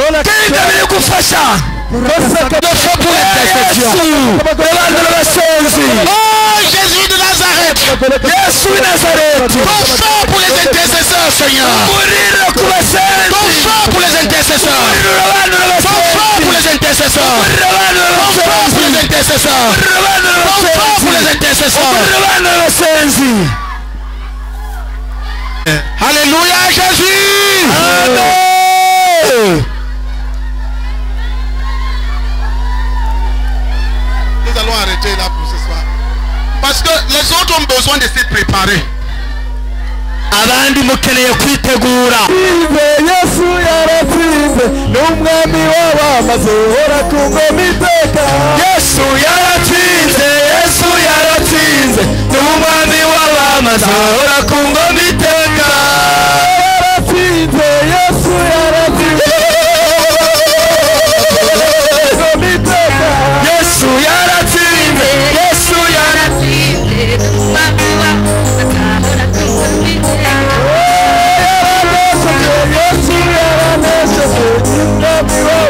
yakugomiteka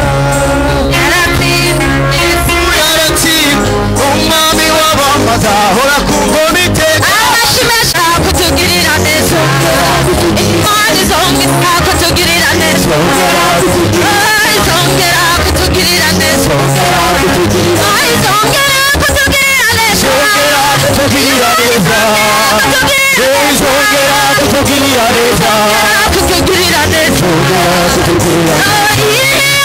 Masabiriya,